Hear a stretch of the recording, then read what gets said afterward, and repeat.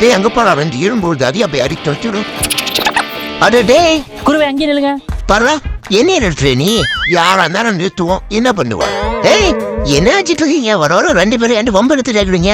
இந்த வசனம் பேசுறதுல எங்க கிட்ட வேணாம். அப்படியே ஓரமா சுத்திட்டு அப்படியே போயிரும். டைம் போறதா வலி பிறக்குமாங்க. அப்படிப்பட்ட வலியை அடைச்சிட்டு அந்த சுத்திட்டு போகணுமா? நானு நாங்க டியூட்டி பார்த்துட்டு இருக்கோம்ல, அதை வந்து டிஸ்டர்பன்ஸ் பண்றோம் இல்லையா?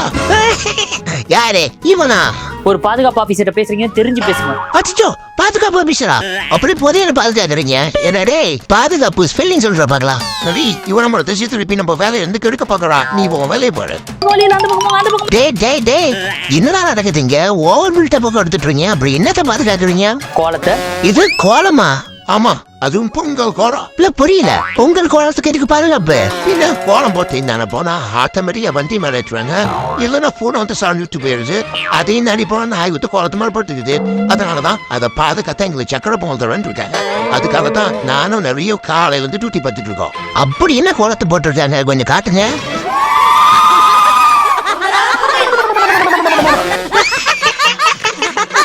இந்த கோலத்தை நீங்க பாதுகாக்கிறதுக்கு அது சும்மா விட்டா கூட எவ்வளவு மிதிக்க கூட மாட்டான்டா.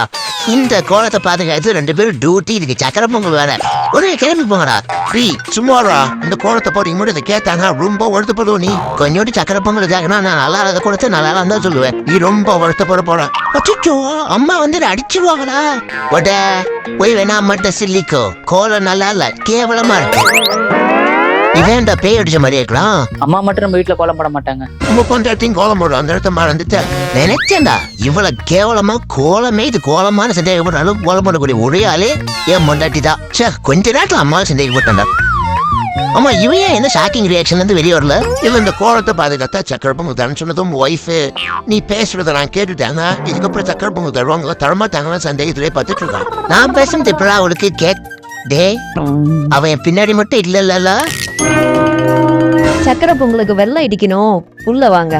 ஐயோ உள்ள கூப்பிடுறாளே. சோலி முடிஞ்சிச்சு. சரி 108க்கு ஒரு போனை போட்டு அப்படியே கோலத்தை பாதுகாத்துவேன். சக்கரை பொங்கல் அது நமக்கு கிடைக்கும்.